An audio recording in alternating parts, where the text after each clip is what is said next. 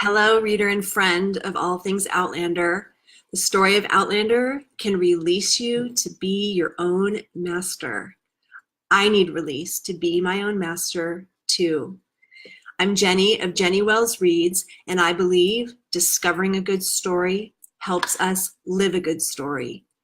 You are most likely here because you love the Outlander stories by Diana Gabaldon, and I am right there with you. We fall in love with these stories and their characters. You laugh and cry and resonate. Sometimes the line between real life and fantasy gets a little blurry because in these stories' elements, your heart is touched and it wakes you up. Part of us comes alive, right, from enjoying these stories.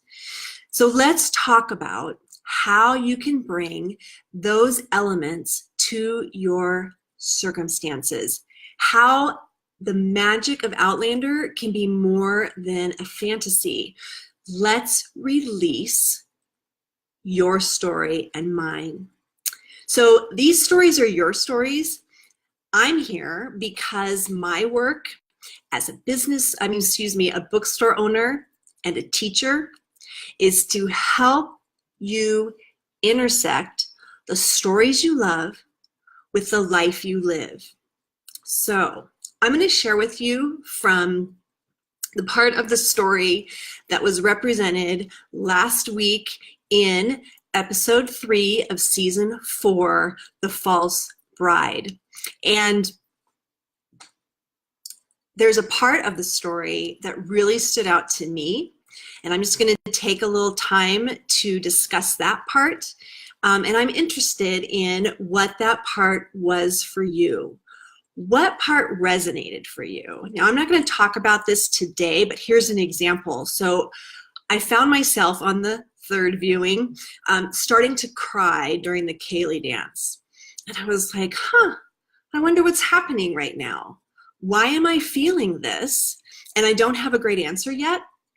But that's an example of when I watch or read stories that I love, I pay attention to that stuff because I want to bring something alive in my own life. And I believe the stories are talking to me. So here's an example. And if you're listening live, please feel free to chime in with the parts of the story that really resonated with you. I'm still learning my Facebook Live format, so I will hopefully see your comment. I'm going to do my very best with that today, but feel free to chime in at any time and tell me how you might be responding to anything I'm talking about, or also that you experienced with this part of the story. Also, I post this on my Facebook page, Jenny Wells Reads, after the fact. Some of you in the fan communities, I'm able to post this and you see it, and also both on my website and on YouTube. So feel free at any time to put your comments in because I will definitely respond and pay attention to them. So when the story opens this week, last week, a couple things are happening. Roger's in love, right?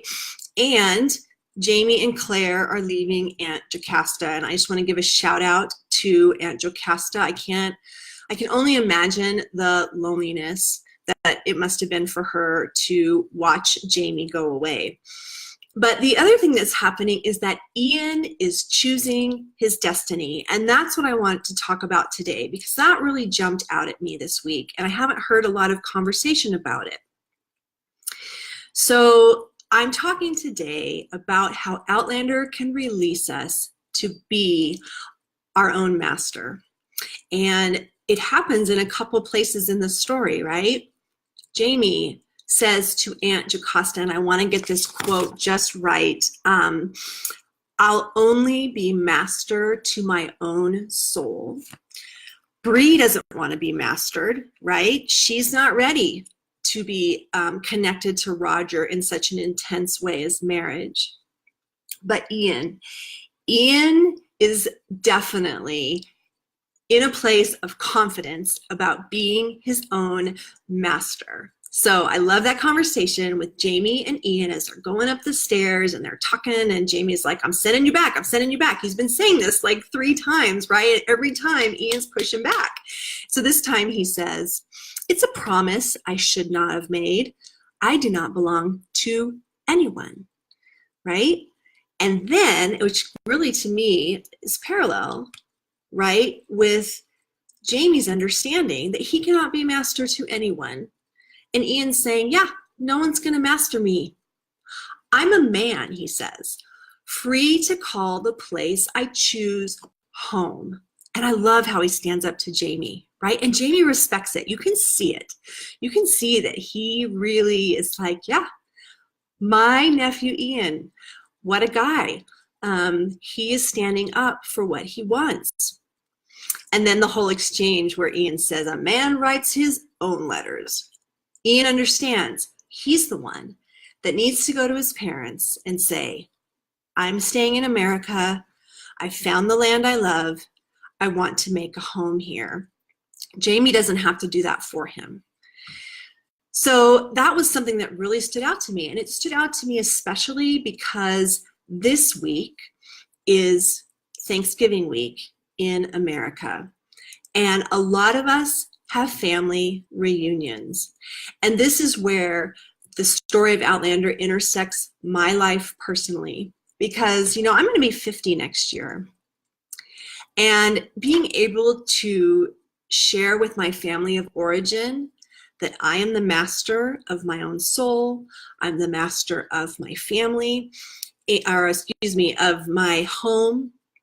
And for me, I have 3 young adult children, and I can feel kind of that pressure a little bit, like my family of origin is still around and alive, and my young adult children are coming into their own, and I can still, even though I'm 50, still feel like that mastery of my own soul is getting squeezed, because everybody has opinions, right? Everybody has opinions in families.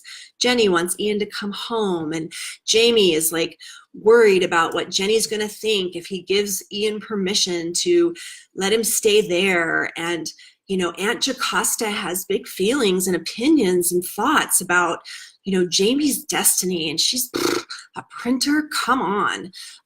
She's pushing back on Claire. There's a lot of family dynamics, right, that are happening, kind of pressing against all these people's commitment to be the masters of their own souls. And it's hard for me, you guys. 50 years later, it is still hard for me to be able to, stand firm in that when I'm sensing any kind of pressure, which may or may not even just be imagined by me, right? Because there's also a part in the story where Jamie says, if it was just me, I would live as that again, but it's not just me. Claire, I would lay the world at your feet. It's not just for me, it's for you and Ian and Marcelly and Fergus. And as we get older, we do get more connected to people. And the question becomes, so is Jamie going to become a printer?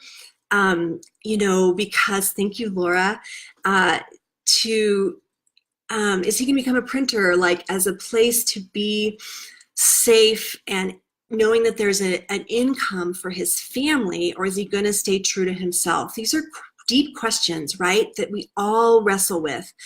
My own young adults, just really briefly, they're saying to me, I'm going to be master of my own soul. And one of my young adults didn't come home for Thanksgiving, and that's so painful. It's her 3rd year. But she's declared that I'm master of my own soul, and I'm going to move forward. And so I really resonated with Aunt Jocasta's loneliness, even in that way. So that is the theme that really stood out to me this week, and that affected the intersection of my life with these stories. And so I would ask you, what's that intersection for you as you experienced the story of False Bride this week? What resonated with you? And ask yourself the question, why? So this is what my work is. Again, I'm a bookstore owner, and I love bringing any story alive for the people who I'm interacting with during the week. But I also get to interact with you online, which is really great. And I have a course that's going to be released next February called Intersection. And it's a journey of self-discovery for Outlander fans. Because remember, these stories are your stories. Last week, I shared how Outlander has released me and maybe you from having to be right. So feel free to check that out. It's on my Facebook page, Jenny Wells Reads, and also on my website, Jenny Wells Reads. If you're local, come visit my store in Grass Valley, California. If you want to get it's called Jenny's Paper and Ink Books, by the way. If you want to get notified the next time I go live, get on my mailing list at Jenny Wells Reads, or like my Facebook page, Jenny Wells Reads. I have this quiz that is so close to release for Outlander fans about the gift that Outlander wants to give you. I'm super excited to have that released to you. So if you liked today's conversation, please share this video and comment to join. And remember, discovering good stories helps us live a good story. What can be your story? Thanks so much for tuning in. And remember, if you're seeing this after the live video, I would love to hear from you. Even a thumbs up is super encouraging. Take care, have a great weekend, and enjoy the next episode tonight and tomorrow. Bye.